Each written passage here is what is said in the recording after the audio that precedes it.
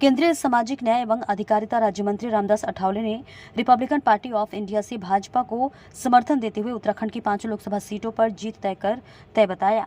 इसी के साथ इस दौरान उन्होंने मुख्यमंत्री पुष्कर सिंह धामी की प्रशंसा करते हुए कहा कि राज्य हित में उन्होंने कई फैसले लिए हैं। उन्होंने कहा कि जनता से किए गए वादे, यूसीसी से समान न्याय की संकल्पना को मुख्यमंत्री धामी ने साकार किया है। एक और जहां उन्होंने प्रधानमंत्री नरेंद्र मोदी की जन कल्याणकारी नीतियों की प्रशंसा की, तो वहीं दूसरी ओर कांग्रेस पर अपने अंदाज में तंज कसते हुए कहा कि एनडीए अब की बार 400 पार, लेकिन कांग्रेस 40 पार नहीं कर पाएगी। उन्होंने कहा कि जो लोग बीजेपी और एनडीए में आ रहे हैं उनका समर्थन है और घोटालोबाजों के लिए जेल का दरवाजा खुला है।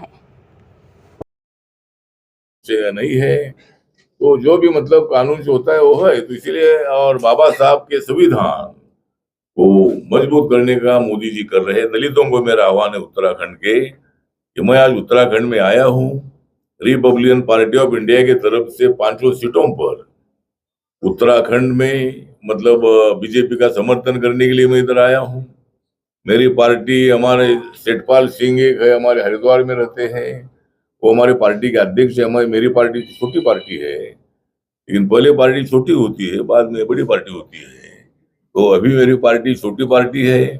मेरी पार्टी में कुछ लोग आ रहे हैं और बाबा साहब अंबेडकर जी का मिशन पूरा करने के लिए मैं काम कर रहा हूँ। और यहाँ के पुष्कर सिंह धामी जी हमारे बहुत अच्छे मित्र हैं। उन्होंने बहुत सारे निर्णय लिए हैं। कॉमन सिविल कोड का एक महत्वपूर्ण निर्णय जो है, ये महत्वपूर्ण कानून यहाँ पास हो चुका है और ये कानून हिंदू मुसलमानों में यूनिटी पैदा करने वाला कानून है। आज हिंदू समाज को लगता है कि भाई कॉमन सिविल कोड ना होने से हिंदू मुसलमानों के मन में मनमुटाव है। हिंदुओं को लगता है कि भाई कानून हमारे लिए है, उनके लिए नहीं है। इसीलिए मतलब पॉपुलेशन कंट्रोल करने के लिए मुझे लगता है कि ये कानून की भारी आवश्यकता थी और मैं पुष्कर सिंह धामी जी का आभार व्यक्त करता हूँ। उन्होंने मतलब ये कानून यहाँ लाया है और ये कानून मुस्लिम विरोधी नहीं है। मुस्लिम आवाम को भी मेरा कहना है कि आपके मसाइल हल करने के लिए हमारी सरकार काम कर रही है। जो 10% आरक्षण इकोनॉमिक वीकर सेक्शन को देने का एक बहुत ही बड़ा निर्णय मोदी सरकार ने लिया है, उसमें मुस्लिम समाज को भी फायदा होता है। उसमें मुस्लिम कम्युनिटी को नहीं लेना ऐसा कुछ कानून में नहीं है। जो हमारा जनधन योजना है, 51 करोड़ से ज्यादा लोगों के अकाउंट बैंक में खुले हैं, उसमें मुस्लिम समाज का आदमी नहीं ऐसा बिल्कुल नहीं है, वह मुस्लिम समाज के भी लोग उसमें हैं। मुद्रा योजना के कम से कम 42 करोड़ से ज्यादा लोगों को अभी तक मतलब लोन मिला है, उनको रोजगार भी मिला है, उसमें भी मुस्लिम कम्युनिटी है। गैस सिलेंडर की जो उज्ज्वला योजना है उसमें 10 करोड़ से ज्यादा लोगों को गैस सिलेंडर मिले हैं, उसमें भी मुस्लिम कम्युनिटी है। प्रधानमंत्री आवास योजना में 4 करोड़ से ज्यादा लोगों को मकान मिला है, उसमें भी मुस्लिम कम्युनिटी है।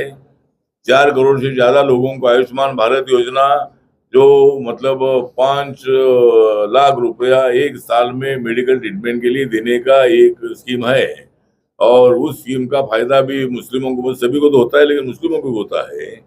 तो ऐसा कानून, ऐसा ना हमारा नियम नहीं है कि भाई मुस्लिम को फायदा नहीं होना चाहिए। तो हम मुस्लिम विरोधी है।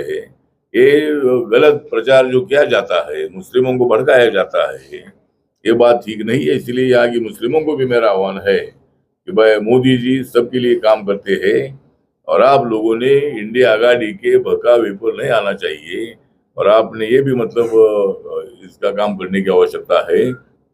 और बाबा साहब के मेमोरियल के काम 26 अलीपुर रोड दिल्ली में है, जहाँ बाबा साहब अम्बेडकर जी ने ड्राफ्टिंग कमेटी के चेयरमैन के नाते संविधान लिखा था।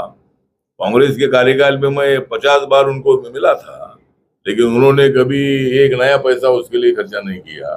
मैं उनके साथ था, मैं तो मेंबर ऑफ पार्लियामेंट था, लेकिन कांग्रेस वाले तो सीरियस नहीं रहते थे और इसीलिए मतलब कांग्रेस वालों को सत्ता से बाहर जाना पड़ा था। और मेरा सामान, मैं जब मुझे 2009 के चुनाव में कांग्रेस पार्टी ने शिरडी से मुझे हराया था और मैं 8A लोधी स्टेट नाम के बंगले पर खान मार्केट के सामने रहता था। मैं 3 बार लोकसभा में कांग्रेस के अलायंस में था, तो मैंने अलायंस कांग्रेस का तोड़ दिया था और फिर